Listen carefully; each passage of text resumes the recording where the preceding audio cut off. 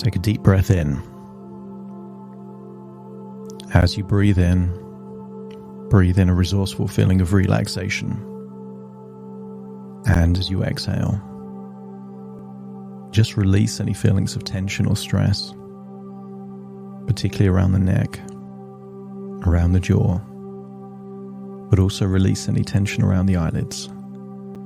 So as you breathe in and breathe out with your eyes closed, you're better able to evaluate the rhythm of your breathing. But instead of breathing in, I want you to focus on the outward breath. That you can exhale any tension and stress just by breathing out slower and longer than you normally would. And because you're exhaling any feeling of tension or stress, your lungs are completely empty, forcing you to take a deep breath in, not from the chest, but deep down in the diaphragm. The deeper you breathe, more of those feelings of resourcefulness are going in, and a full lung of air enables you to evaluate any tension in your body and just set the intention to release that tension. As you breathe in and breathe out, I want you to imagine feeling like you're somewhere that you consider the most relaxed you could ever be. Maybe you can imagine yourself lying on a sandy beach, floating on a lilo, on a pool. Perhaps you can imagine walking through nature, like a field or a forest. Allow your mind to take you to wherever your mind thinks is relaxing for you. And wherever you are, notice that helps you to breathe even more relaxed, effortlessly relaxed. That you're breathing all by yourself, not having to force a breath in or force a breath out, as you release the muscles around your vocal cords, around your neck, feeling like your head is almost floating, held there almost by an invisible string. You breathe in through your nose and out through your nose, feeling your diaphragm rise and fall like the waves close to the shore. That's it, deeper and deeper relaxed. And I want you to think about the future. I want you to think that it takes work and effort in order to get anxious. It's very difficult to get anxious when you start thinking about things going well. When you imagine a future where you see the future version of you doing things the way you want to do them. See yourself avoiding mistakes. See yourself preparing well. See yourself competent and professional. Notice how hard it is to feel anxious. In fact, try as hard as you can to observe yourself doing things well while simultaneously feeling anxious. And the harder you try, the more difficult it becomes, until you accept the belief that when you think about the future happening the way you want it to happen, observing yourself like you're someone else, it becomes easy to feel inspired, to prepare well, to be optimistic, and very difficult to feel anxious. But let's do a test. I want you to imagine going forward into a version of you failing at something that matters.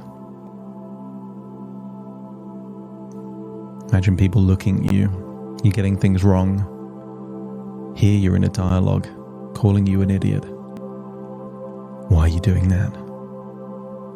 And notice that when you feel like you're in the future version of you getting things wrong, anxiety is easier to find. But it's also easy to lose as you switch perspective, rewind that version of you getting it wrong, and then playing it forward, you doing it the way you would like to do it. And notice, it feels more calming, feels more relaxing. Plus you have the objectivity. There's a reason why most managers and coaches of sports teams are not also players. When you're observing from the outside in, you get to see things more clearly. You're detached from the emotion of it all. Most directors are not actors in the same movie. And I want you to be the director and the coach of your future. To see yourself like you're someone else. And I want you to see yourself preparing well.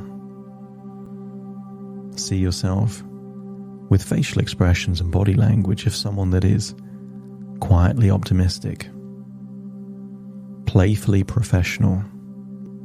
I want you to see that future version of you with an attitude of you either win or you learn. Either things happen the way you want it to, or you learn a valuable lesson to do things better in the future. The only way to lose is to think you're already going to lose. Breathe in and breathe out, and I want you to imagine seeing in front of you someone that you consider a highly competent presenter and speaker. And imagine they are speaking not to a live audience, but they're speaking to an audience perhaps of thousands virtually. Maybe they're streaming, maybe they're live broadcasting. But I want you to see their posture, see their breathing rate, see their facial expressions, and see that they don't even need to prepare that much. They just acknowledge that they know what they're talking about, the key points to cover, and they trust their ability to present that well. And when you can see that role model, that person that you consider to be a professional presenter, particularly to an online audience, let me know by nodding your head.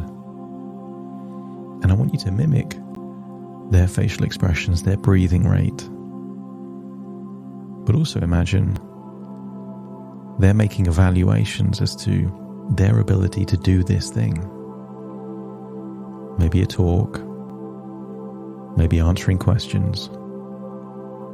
But they've evaluated that they can do this easily. It takes all the pressure off. And I want you to imagine shifting perspective so you now feel like you are trying on them for size. Wearing their body and their experience like you're trying on new clothes. Feel how good it would feel to have that big audience. Maybe being asked questions, maybe present an idea. And to know that you can breathe slowly and calmly. To feel that you have some structure, but you're willing to communicate whatever needs to be said. And I want you to feel how relaxed and calm you feel in this situation. And I want you to activate this feeling by putting a hand there on your belly where your diaphragm is. Because on a Zoom call or a Teams call, nobody can see your belly. And from this point onwards, this will be an anchor to trigger this emotional state of feeling calm and confident, professional, but also playful and relaxed. That as you feel that hand rise and fall,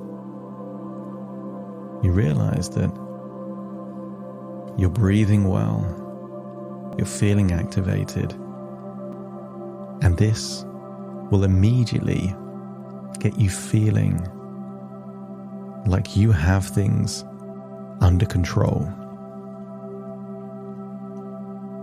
I want you to imagine now seeing yourself maybe in front of a screen.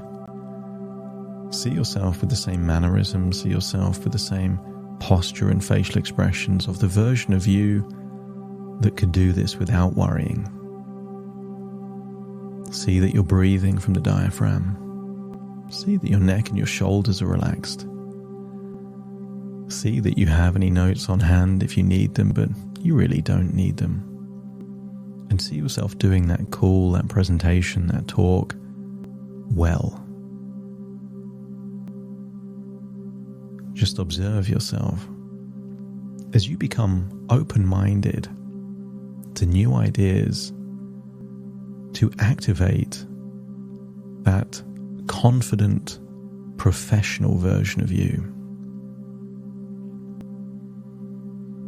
The moment you see yourself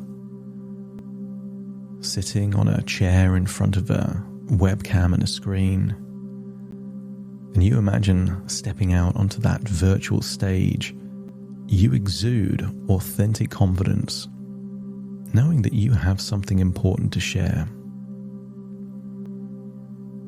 As you feel that diaphragm going in and going out, you feel a deep sense of calm and relaxation, allowing your true self to shine through, feeling how good it feels to be free from any anxiety or nervousness. The more you do it, the more comfortable you feel until your words flow effortlessly and you express yourself with clarity and articulation, captivating your audience with your eloquence. And just because you're presenting doesn't mean you have to be ultra serious. Playfulness comes naturally to you, adding a touch of professional playfulness that engages your listeners with the occasional humor or joke. With each word you speak, you feel like the conductor of an orchestra, perfectly orchestrating your tonality, pitch, volume and pauses for maximum impact.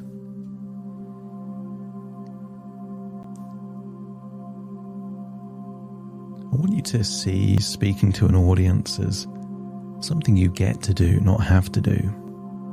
As you embrace the privilege of speaking to your audience online, feeling honored to have the opportunity to educate and positively impact them. And whether it's on Zoom or Teams or any other technology that streams what you have to say, feel how good it would feel for this to be your comfort zone, something you actively enjoy. And you approach these with confidence and ease to the point that in the near future you will be asking to share additional information, feeling that you could add additional value. That when this wall of fear crumbles down, an opportunity opens up, a doorway to elevate your thought leadership, your impact, your ability to connect with other people, inside or outside your organization. Breathing deeply and rhythmically between sentences, and even during a sentence if you need to, is something you don't even need to think about. You're giving permission to your diaphragm to give you sufficient oxygen that you need No more, no less. And I want you to feel how good it would feel to welcome silence with poise. Very few speakers are comfortable with silences, but imagine how good it would feel for you to be one of them. Sometimes lowering your volume. Sometimes using the power of a silence to impact, to inspire, and to engage. And the more you talk, and the more comfortable you feel, filler words are just rare occurrences, replaced by purposeful pauses that add depth and resonance. And if the occasional filler word comes out, it only makes you seem more human and more real and more authentic to the people you're communicating with. Any anxiety before or after a call, all you need to do is put your hand on your diaphragm to feel that you are exhaling tension and breathing in a wonderful feeling of resourcefulness, grounding you, giving you confidence, activating all these incredible resources that already exist within you.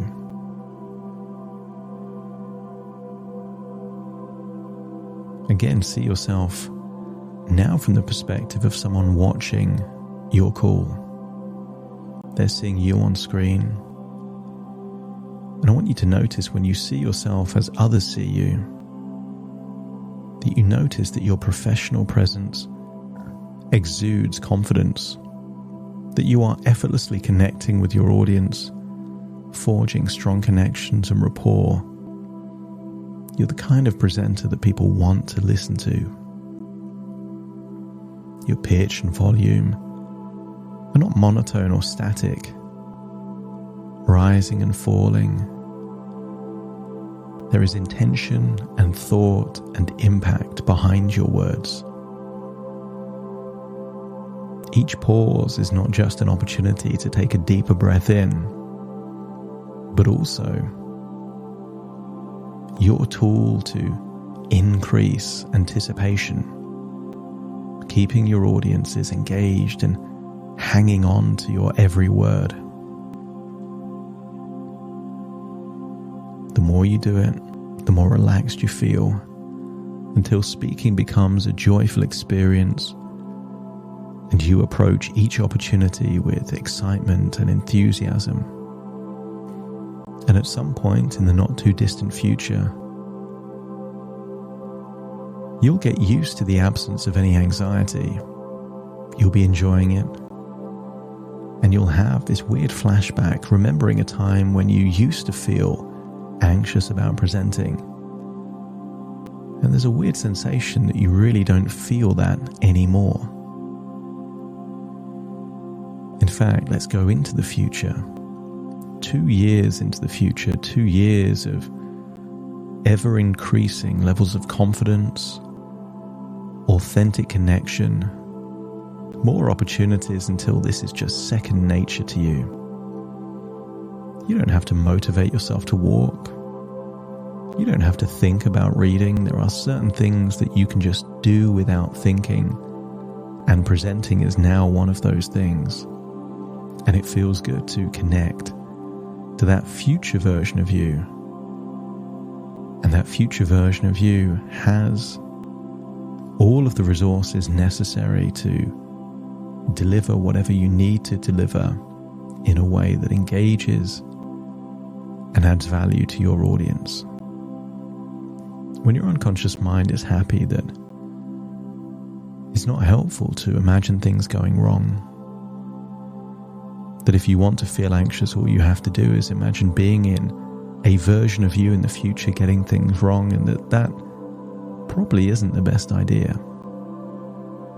When your unconscious mind accepts that imagining yourself doing it well, as if you're looking at someone else doing it well, might be a helpful way for you to prepare better generate more excitement and enthusiasm, so that when you're actually presenting, you can have fun, enjoy it, but also know you're adding value to those that are listening.